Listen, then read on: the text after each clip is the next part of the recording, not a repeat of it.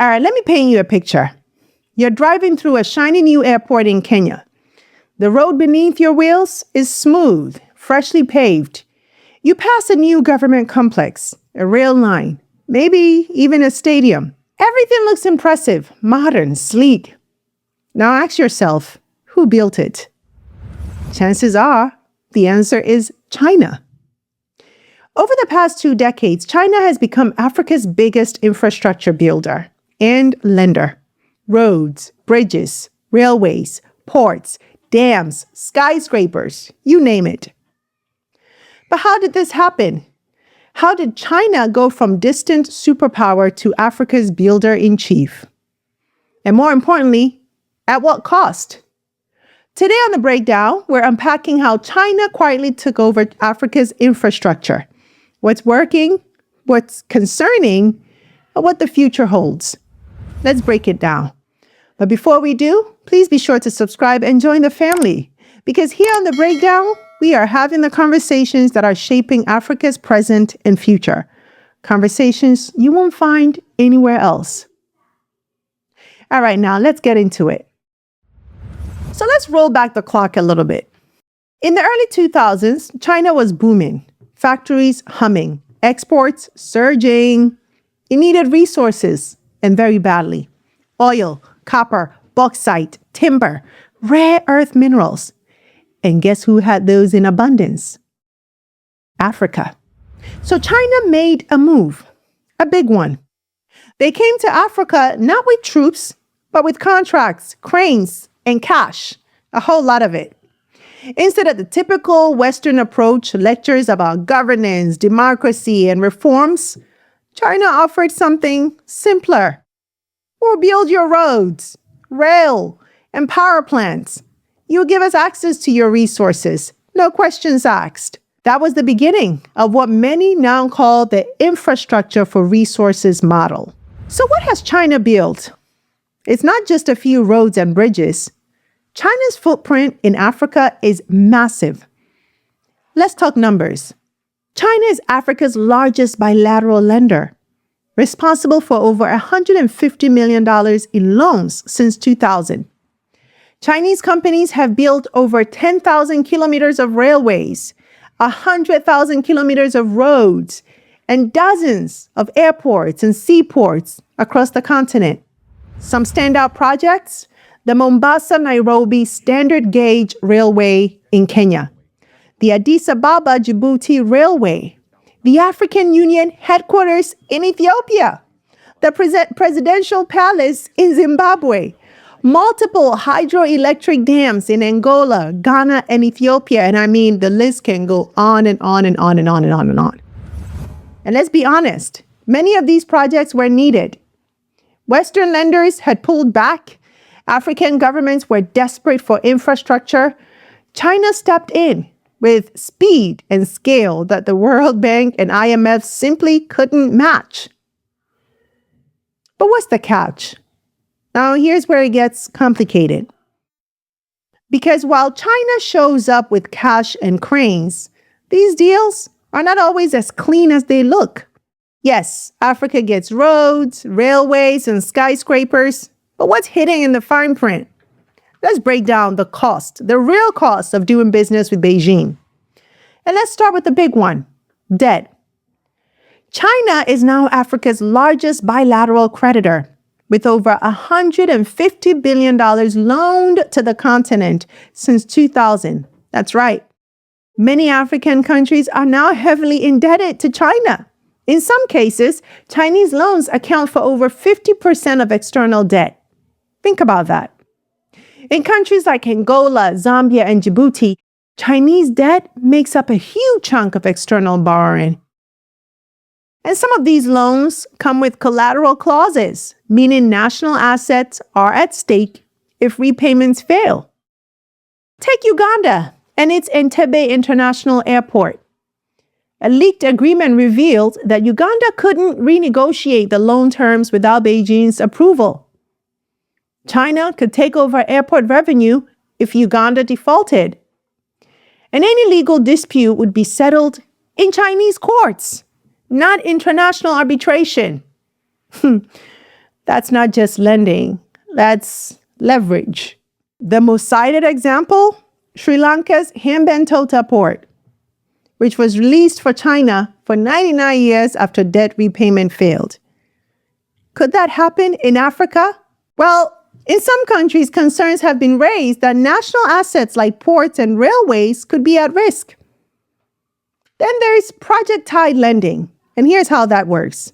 China gives a loan for a specific project, say a highway or a railway, but then there's a catch. The contractor is almost always a Chinese state-owned company, picked by China, not the host country. So the money goes from a Chinese bank to a Chinese company using Chinese equipment with Chinese workers. The cash barely touches African lands. It's like borrowing money from someone who says, here's the loan, but you can only spend it at my store with my staff. And when the project is completed, there's often little local benefit. In many cases, Chinese firms bring in their own labor. Local workers are sidelined. There's no legal requirement for skill transfer or local partnerships. So yes, we get a bridge, but we don't get a better construction industry. We get a stadium, all right, but not a trained team of architects or engineers who can build the next one. That's what economists call a lost multiplier effect. And we've lost that. We continue to lose that again and again and again. Let's also talk about transparency, or the lack of it. Many of these deals are signed in secret, without public oversight or even parliamentary review. In Kenya, details of the 3.6 billion standard gauge railway deal was kept classified. It took court orders and years of pressure before the public could even see the contract. Imagine. And when citizens aren't allowed to see the terms of loans they'll be paying back for generations, that's not partnership. That's predatory lending with a polite face. Now, China doesn't come with lectures about democracy or human rights, but let's be real.